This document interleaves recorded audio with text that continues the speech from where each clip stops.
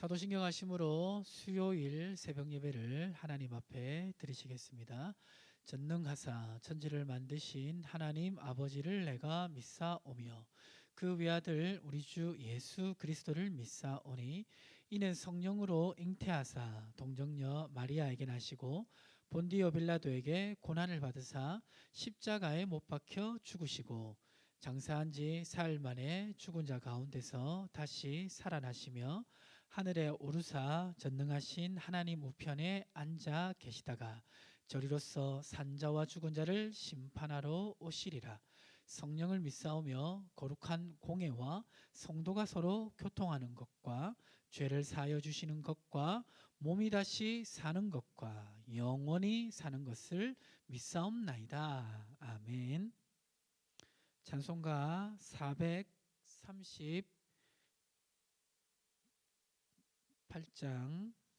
438장 같이 찬송하겠습니다. 찬송가 438장. 내 영혼이 은총 입어 중한 죄짐 벗고 보니 슬픔 많은 이 세상도 천국으로 화도다. 할렐루야 찬양하세.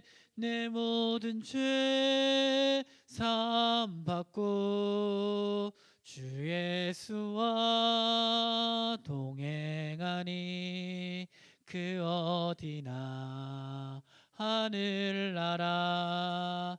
주의 얼굴 뵙기 전에 멀리 뵈던 하늘나라 내 맘속에 이뤄지니 날로 날로 가깝도다. 할렐루야 찬양하세. 내 모든 죄 사함 받고 주 예수와 동행하니 그 어디나 하늘나라.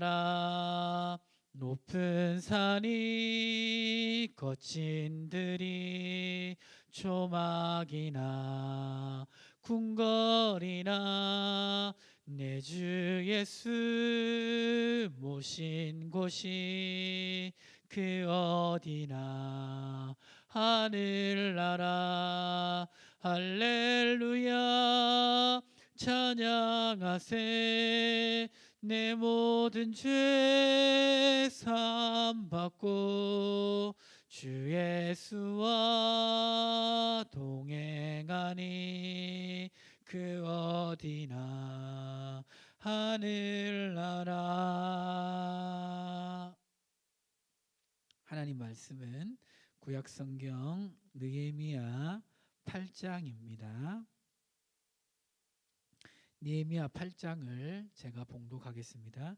이스라엘 자손이 자기들의 성읍에 거주하였더니 일곱째 달에 이르러 모든 백성이 일제히 수문 앞 광장에 모여 학사 에스라에게 여호와께서 이스라엘에게 명령하신 모세의 율법책을 가져오기를 청하매 일곱째 달 초하루에 제사장 에스라가 율법책을 가지고 회중 앞 곧 남자와 여자나 알아들 만한 모든 사람 앞에 이르러 수문 앞 광장에서 새벽부터 정오까지 남자나 여자나 알아들을 만한 모든 사람 앞에서 읽음에 뭇 백성이 그 율법책에 귀를 기울였는데 그때 학사 에스라가 특별히 지은 나무 강단에 서고 그 곁 오른쪽에 선 자는 마띠자와 스마와 아나야와 우리야와 힐기야와 마아세야요. 그의 왼쪽에 선 자는 부다야와 미사엘과 말기야와 하숨과 하스바따나와 스가랴와 무술람이라.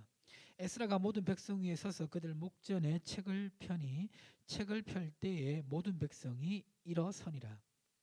에스라가 위대하신 하나님 여호와를 송축하며 모든 백성이 손을 들고 아멘 아멘 하고 응답하고 몸을 굽혀 얼굴을 땅에 대고 여호와께 경배하니라.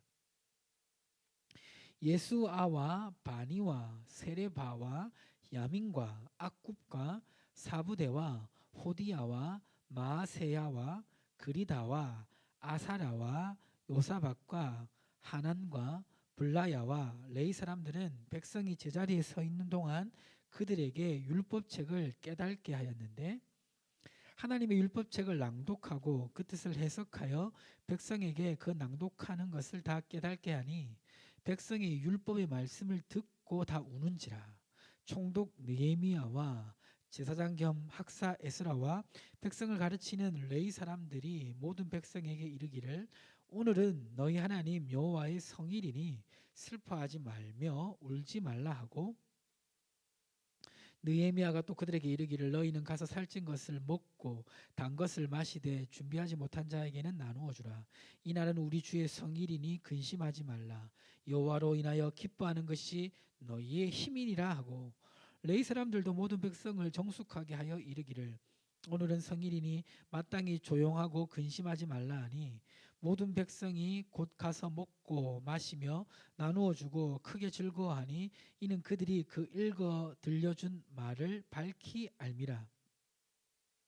그 이튿날 무백성의 족장들과 제사장들과 레위 사람들이 율법의 말씀을 밝히 알고자 하여 학사 에스라에게 모여서 율법에 기록된 바를 본즉 여호와께서 모세를 통하여 명령하시기를, 이스라엘 자손은 일곱째 달 절기에 초막에서 거할지니라 하였고, 또 일렀으되 모든 성읍과 예루살렘에 공포하여 이르기를, 너희는 산에 가서 감람나무 가지와 들감람나무 가지와 화석류 나무 가지와 종려나무 가지와 기타 무성한 나무 가지를 가져다가 기록한 바를 따라 초막을 지으라 하라 한지라. 백성이 이에 나가서 나뭇가지를 가져다가 혹은 지붕 위에 혹은 뜰 안에 혹은 하나님의 전뜰에 혹은 수문 광장에 혹은 에브라임 문 광장에 초막을 짓되, 사로잡혔다가 돌아온 회중이 다 초막을 짓고 그 안에 거하니, 눈의 아들 여호수아 때로부터 그날까지 이스라엘 자손이 이같이 행한 일이 없었으므로 이에 크게 기뻐하며, 에스라는 첫날부터 끝날까지 날마다 하나님의 율법책을 낭독하고 무리가 이레 동안 절기를 지키고 여덟째 날에 규례를 따라 성회를 열었느니라. 아멘. 오늘 이 말씀은 성벽 재건이 이제 끝나고 나서 외형적인 성벽 재건이 끝나니까 이제 이스라엘 공동체의 내적인 영적인 회복을 이루기 위해서 집회를 하는 내용이 기록되어 있습니다. 여기 이제 7장까지 해서 문짝을 달고, 그리고 성벽이 완전히 이제 재건이 되고 성벽을 이제 지키는 것을 통해서 외형적인 이제 모든 성전과 성벽이 재건이 됐습니다. 비록 이전에 솔로몬 시대에 비하해서는 너무나 초라했지만 그래도 포로기 이후에 처음으로 이스라엘의 외형적인 공동체가 완성이 된 것입니다. 자, 외형적인 공동체가 완성이 되자 이제 이스라엘 백성은 영적 갱신을 사모하며 집회를 하기 시작했는데요. 오늘 말씀 8장 1절에 보니까 일곱째 달에 이르러 8장 1절에 모든 백성이 광장에 모였다고 되어 있습니다. 그리고 모여서 누구를 초청했냐면 학사 에스라를 초청했습니다. 학사 에스라를 초청하고 에스라를 통해 율법책을 낭독하게 했습니다. 자, 그런데 이제 이 에스라는 어떤 사람입니까? 이 에스라는 앞에서 이제 느헤미야 전에 에스더서에 에스라서에 나오죠. 에스라서에 보면 이 에스라에 대해서 나올 때 항상 따라 나오는 말이 있죠. 그 에스라에 대해서 뭐라고 항상 표현을 하고 있습니까? 이 에스라가 어떤 사람이라고 말하고 있냐면 여기 에스라 7장 6절에 보면, 이 에스라가 바벨론에서 올라왔으니 그는 이스라엘 하나님 여호와께서 주신 모세의 율법에 익숙한 학자라고 되어 있습니다. 그러니까 율법을 굉장히 잘 아는 학자라고 되어 있습니다. 그러니까 에스라는 대제사장이면서 하나님의 말씀을 이스라엘 백성을 위해 가르치기 위해서 연구했던 사람입니다. 그래서 에스라 7장 10절에도 이렇게 나와 있습니다. 에스라가 여호와의 율법을 연구하여 준행하며 율례와 규례를 이스라엘에게 가르치기로 결심하였더라. 그러니까 포로기 시대부터 에스라는 하나님께서 이스라엘 백성을 다시 회복시킬 것을 기대하면서 그 회복의 원동력이 되는 하나님의 말씀을 가르치려고 준비했던 사람인 것입니다. 그래서 이제 성벽이 재건되자 에스라가 나와서 하나님의 말씀을 이 백성들에게 낭독합니다. 낭독하고 그리고 이 에스라에게 이제 배운 사람인 것 같은데 여기 8장 7절에 보면 여러 사람의 이름들이 나오죠. 이 사람들의 이름 나옵니다. 예수와 바니, 세레바, 야민 쭉 나오는데 이 사람들이 하는 일은 뭐냐면 백성이 제자리에 서 있는 동안 그들에게 율법을 깨닫게 하였는데, 그러니까 8장 8절에 보면 하나님의 율법책을 낭독하고 그 뜻을 해석하여 백성에게 그 낭독하는 것을 다 깨닫게 하니, 그러니까 학사 에스라를 중심으로 이제 에스라에게 교육을 받은 사람들이겠죠. 에스라가 가르쳐준 하나님의 말씀을 이, 이 지도자들이, 말씀을 잘 아는 지도자들이 다시 백성들에게 가르친 겁니다. 그러니까 이제 교회에서도 보면 담임 목사님이 하나님의 말씀을 예배 시간에 전하고 또 순장님들에게 그 소그룹 모임 할 수 있도록 또 이렇게 우리 교구 목사님들이 가르쳐 주면 이 순장님들이 또 그 목장 식구들과 같이 말씀을 나누는 것처럼 에스라를 중심으로 해서 하나님의 말씀을 백성에게 정확하게 가르치기 시작했다는 겁니다. 자, 그러자 어떤 일이 벌어졌습니까? 8절에 그 낭독하는 것을 다 깨닫게 하니 9절에 보니까 백성이 율법의 말씀을 듣고 다 우는지라. 왜 울었을까요? 이 울음이 그냥 어떤 과거에 살았던 삶에 대한 추억에 대한 회상일까요? 물론 그 추억에 대한 회상도 조금 있었겠죠. 있었지만 하나님의 말씀을 깨달았을 때 눈물이 난다는 것은, 그것은 말씀이 주는 삶과 또 자신의 삶 속에서 살아가는 삶 사이에서 벌어지는 그 괴리를 느낄 때, 그리고 그 괴리를 메꾸기 위해서 하나님께서 우리를 어떻게 사랑하셨는가, 그것을 깨닫게 될 때 우리는 회개의 눈물을 흘리게 됩니다. 그러니까 지금 이제 이 백성들도 그와 같은 것이죠. 우리가 그 말씀을 볼 때요, 말씀을 그냥 읽어도 이제 은혜가 되지만 말씀을 깊이 묵상하고 말씀을 연구하고 들으면서 말씀 속으로 들어가면 들어갈수록 어떤 일이 벌어지냐면 말씀과 나 사이에 괴리를 느껴요. 그리고 그 괴리를 메꾸기 위한 하나님의 사랑의 흔적을 발견할 수가 있습니다. 그러면 오늘 이 백성들이 회개하는 것처럼 우리도 하나님과 우리 사이에 멀어진 그 관계에 대해서 애통하고 회개하고 돌이키는 그러한 일들이 벌어지게 됩니다. 그래서 이제 예배를 제대로 드리면 이런 일이 벌어지죠. 우리가 일주일 동안 그냥 세상 속에 살다가 예배를 드리면서 하나님 말씀 앞에 정직하게 딱 서게 되면 하나님과 나 사이에 그 벌어진 틈이 어떤 건지 깨닫게 되고 하나님께 돌이키는 그런 마음이 우리 속에 부어지게 됩니다. 그러니까 지금 이 8장 9절에서 그러한 일들이 이스라엘 백성 전체를 지금 휘감고 있는 것입니다. 특별히 오랫동안 포로기를 끝내고 하나님 앞에 큰 죄악을 저질러서 멸망당해서 다시 하나님이 70년이 지나서 포로기를 끝내고 돌아와서 영적 갱신을 하려고 하는 이 이스라엘 백성에게 파고드는 그 말씀의 그 깊이란 것은 얼마나 깊고도 넓었겠습니까? 자기들이 죄를 지어가지고 그렇게 멸망당했는데 하나님의 은혜로 다시 회복할 수 있도록 이렇게 성전과 성벽을 재건시켜 줬으니 그 하나님을 맞이하는 이 이스라엘 백성의 마음은 특별했을 것입니다. 그래서 회개의 눈물을 흘리고 거기에서 놀라운 이 영적 회복의 역사가 나타나는 장면이 오늘 8장에 기록되어 있습니다.